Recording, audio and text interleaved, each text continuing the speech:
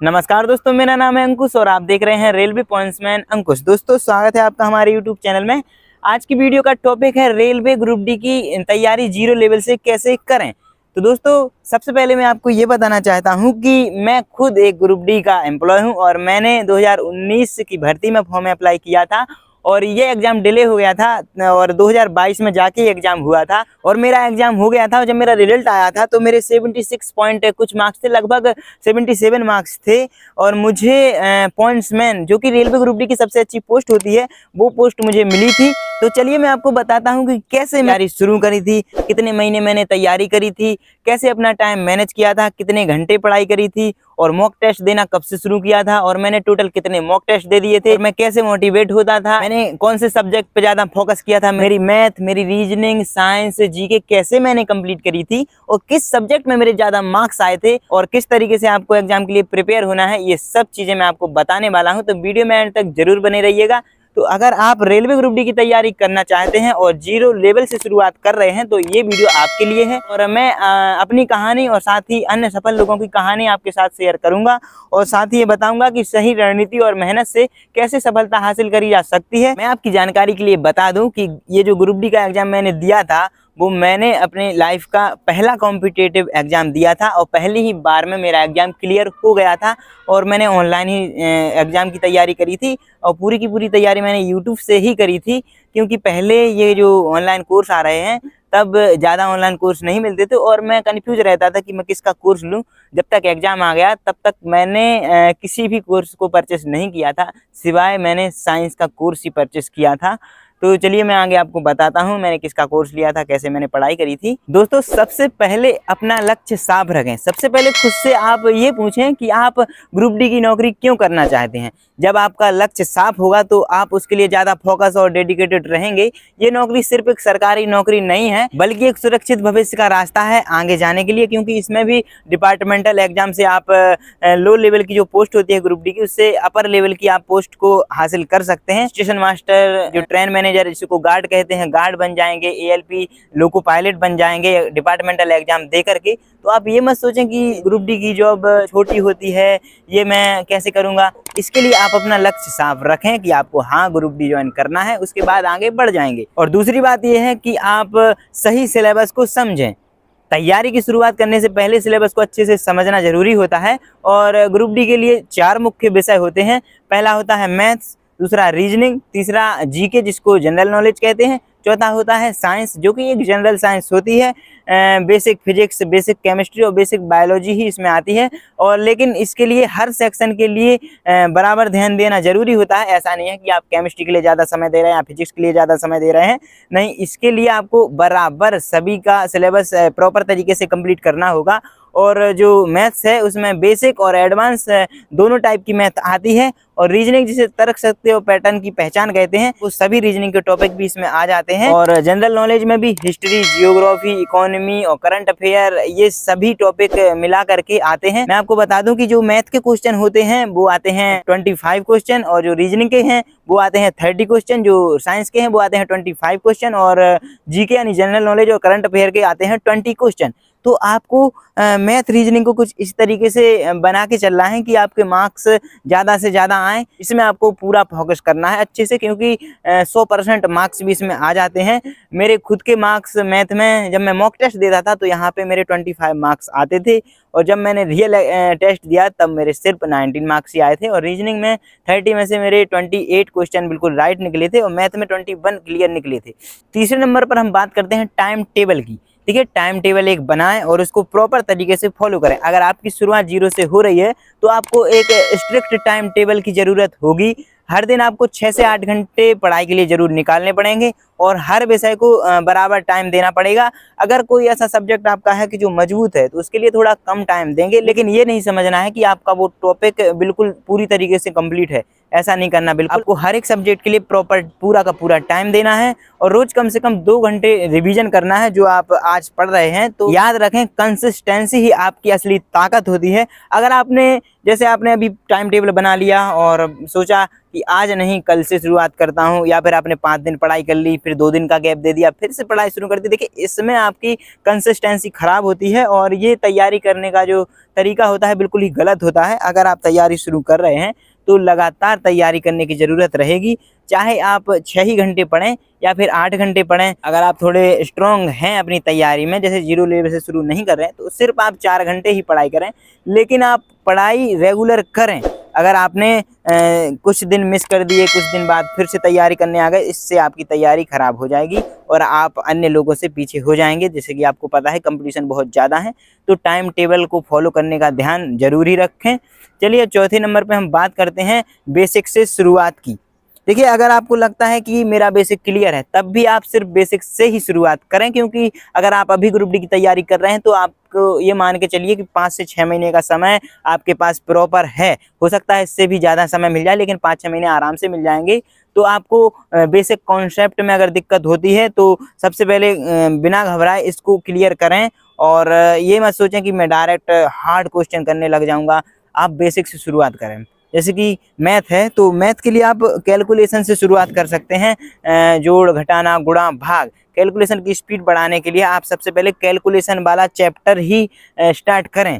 और रीजनिंग के लिए आप डेली एक टॉपिक पकड़ लें। अगर एक दिन में कंप्लीट होता है तो एक दिन में कंप्लीट कर लें, अगर 2 से 3 दिन में कंप्लीट होता है 2 से 3 दिन में कंप्लीट कर लें। और जो कंप्लीट करने के बाद जो अगला दिन रहेगा आपका, उस टॉपिक के जितने ज़्यादा क्वेश्चन आप कर सकते हैं उतने ज़्यादा क्वेश्चन करने की कोशिश करें और इस तरीके से अपनी प्रैक्टिस रखें।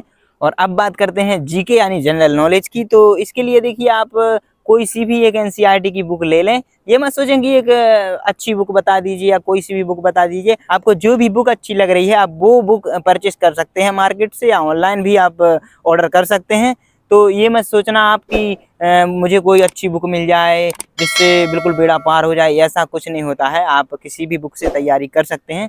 मैंने भी लूसेंट की बुक पढ़ी थी और मुझे जीके अच्छे से याद नहीं होती है। मेरी याद करने की क्षमता है जीके मुझे बिल्कुल भी याद नहीं होती थी, लेकिन फिर भी मैं पढ़ता था। करंट अफेयर के लिए मैं ऐसा बता देता हूँ कि कुछ जीके आपकी करंट अफेयर से ही क्लियर हो जाती है। अगर आपकी याद करने की क्षमता जो एफिशिएंसी होती है वो अगर बहुत ही ज़्यादा मजबूत है, आपको 1 ही 2 बार में पढ़ने से याद हो जाता है, तो आप जो करंट अफेयर की क्लास है वो डेली लेकर अपना 1-1.5 घंटा बर्बाद ना करें। आप महीने की एक मैगजीन आती है, तो हर महीने की एक मैगजीन लेकर आप करंट अफेयर तैयार करें और जब आपका एग्जाम शुरू हो जाए तो आप लास्ट के 6 महीने की मैगजीन या जो बुक आती है 25-30 पेज की, वो पेज की आप बुक ले लें और उससे आप पढ़ लें, क्योंकि आपको जल्दी हो जाता है। लेकिन अगर आपको जल्दी याद नहीं होता है या याद करने में दिक्कत होती है, तब आप YouTube पे जो डेली करंट अफेयर की क्लासेस चलती हैं वो ले लें।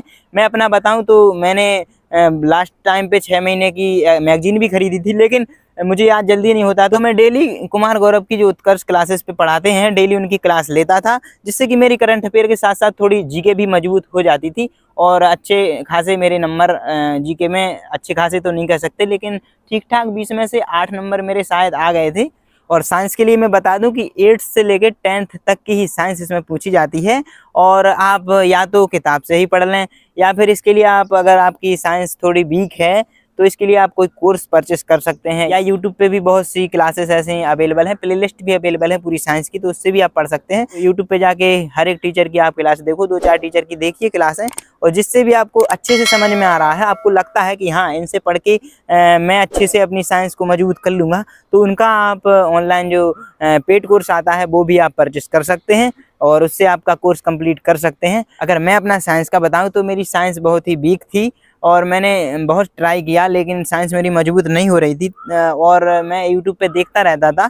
तब जाके मुझे काजल मैम करके एक टीचर मिली थी, जिनका मैंने फिर बैच परचेस किया, तो उन्होंने मुझे केमिस्ट्री और बायोलॉजी पढ़ाई। मैंने उनकी प्रॉपर तरीके से क्लासेस ली, नोट्स उन्होंने खुद बना के प्रोवाइड कराए थे, वो अभी भी अपने नोट्स ऐसे ही प्रोवाइड कराते हैं। अभी वो करियर बिल पे आ गई हैं, पहले उनका खुद का एक कोचिंग सेंटर था, खुद का एक ऐप था जब मैंने कोर्स लिया था, लेकिन अभी वो करियर बिल पे आ चुकी हैं। तो अगर आपको उनसे, आप यूट्यूब पे डेमो क्लासेस ले सकते हैं। अगर उनसे आपको केमिस्ट्री और बायोलॉजी समझ में आए तो उनसे पढ़ लें। बाकी मैंने जो फिजिक्स है वो मैंने किसी एक टीचर से नहीं पढ़ी थी, ना ही मैंने कोई बैच लिया था।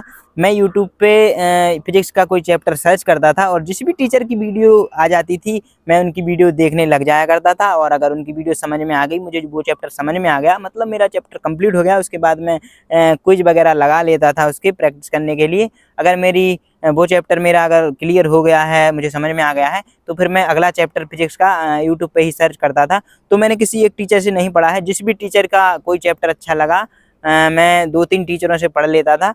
तो मैंने इस तरीके से अपनी फिजिक्स भी कंप्लीट करी। आपको ऐसा नहीं करना है कि आप पहले ही दिन से आए और सीधा मॉक टेस्ट देने चले गए, नहीं, ऐसा नहीं करना है। जब आपका बेसिक बिल्कुल पूरी तरह से तैयार हो जाए तब आपको मॉक टेस्ट देना शुरू करना है। और मॉक टेस्ट में आपकी परफॉर्मेंस और एनालिसिस का पता चलता है कि आपने जैसे मॉक टेस्ट दिया और जो क्वेश्चन आपसे नहीं बना तो आपके मन में आएगा कि क्यों नहीं बना, तो उस चीज़ को भी आप अपने अंदर सुधार करेंगे।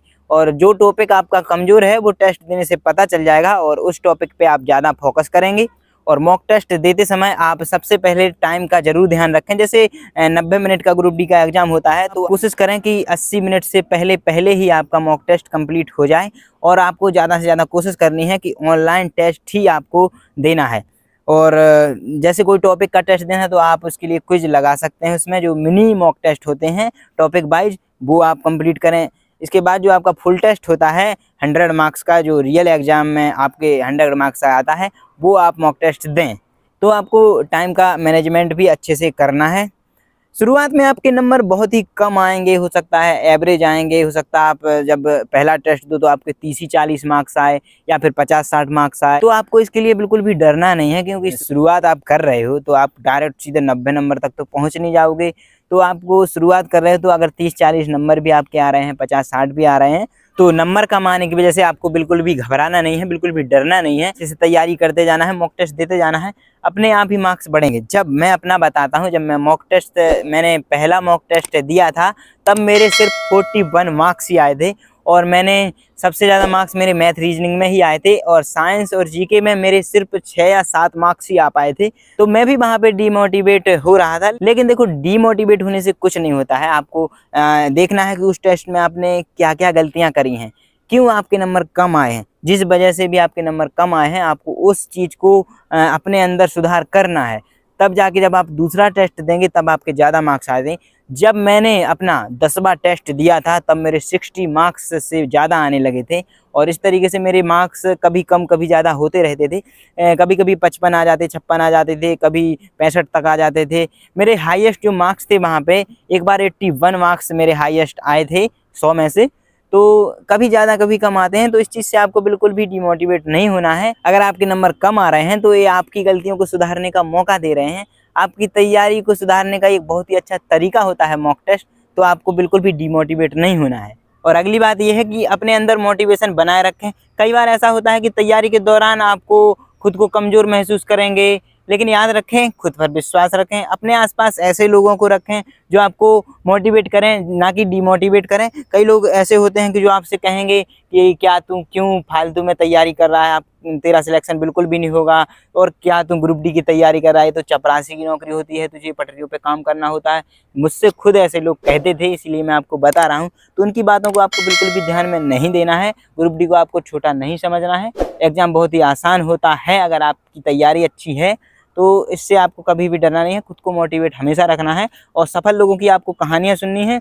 और ये बात जान लें कि मेहनत का कोई भी विकल्प नहीं होता है। अगर आप आज मेहनत करेंगे तो कल आपको सफलता ज़रूर मिलेगी। तो आपके पास प्रॉपर बहुत ही समय है, आप अच्छे से तैयारी कीजिएगा, खुद को मोटिवेट रखिएगा, कभी डिमोटिवेट नहीं होना है। अगर कभी डिमोटिवेट हो रहे हैं तो आप मुझसे बात कर सकते हैं, मैं आपको मोटिवेट करूँगा। और मेरी एक बात ध्यान में ज़रूर रखें कि सपने देखना आसान है, लेकिन उन्हें पूरा करने के लिए त्याग और मेहनत करनी पड़ती है। ग्रुप डी की नौकरी एक ऐसा सपना है जो लाखों लोगों का है, लेकिन जीत उन्हीं की होती है जो हार मानने के बजाय लगातार मेहनत करते हैं। और सबसे बड़ी ताकत है, जैसा कि मैंने वीडियो के पहले कहा था, कि कंसिस्टेंसी ही आपकी ताकत है। अगर आप आज से 5 से 6 महीने तक अच्छे से तैयारी करेंगे, बिल्कुल भी अपने आप को धोखा नहीं देंगे, तो आपका सिलेक्शन बिल्कुल पक्का होगा। और आप खुद आकर मुझे बताएंगे 2025 में मेरा ग्रुप डी में सिलेक्शन हो गया है। तो दोस्तों, अगर आप जीरो से शुरुआत कर रहे हैं तो आपसे मैं जाते जाते यही कहना चाहता हूं कि बिल्कुल भी डरना नहीं है, खुद को मोटिवेट रखना है। सबसे बड़ी चीज़ स्वस्थ रखना है खुद को, और अच्छे से सही दिशा में सही तरीके से मेहनत करते जाना है। सफलता ज़रूर आपको मिलेगी और आप ये कहेंगे कि मुझे 2025 में ग्रुप डी की नौकरी मिल गई है। तो दोस्तों आज की वीडियो में इतना ही। अगर आपको वीडियो मददगार लगी हो तो वीडियो को लाइक ज़रूर कीजिएगा, और भी आपके जो दोस्त हों जो ग्रुप डी की या रेलवे अन्य एग्जाम की तैयारी कर रहे हों तो उनके साथ ये वीडियो ज़रूर शेयर कीजिएगा, जिससे कि उनको भी थोड़ा मोटिवेशन मिले और थोड़ी ये जानकारी मिल जाए। तो अगर आपने अभी तक यूट्यूब चैनल सब्सक्राइब नहीं किया है तो चैनल को सब्सक्राइब कर लें और साथ ही बेल आइकन प्रेस कर लें, जिससे कि आने वाले नोटिफिकेशन आपको मिलते रहें। तो मिलते हैं अगली वीडियो में, तब तक के लिए नमस्कार। और अगर आपके मन में कोई सा भी डाउट हो एग्जाम को लेकर या किसी वैकेंसी को लेकर या किसी भी तरह का सवाल आपके मन में हो तो आप मुझे कमेंट में पूछ सकते हैं। और अगर कोई ऐसी कोई बात है कि डायरेक्ट आप बात करके मुझे बताना चाहते हैं तो मेरी चैनल की बायो में इंस्टाग्राम की आईडी है, डायरेक्ट आप मुझसे वहाँ से मैसेज करके या उसी पे कॉल करके बात कर सकते हैं। तो चलिए मिलते हैं अगली वीडियो में, तब तक के लिए नमस्कार, धन्यवाद।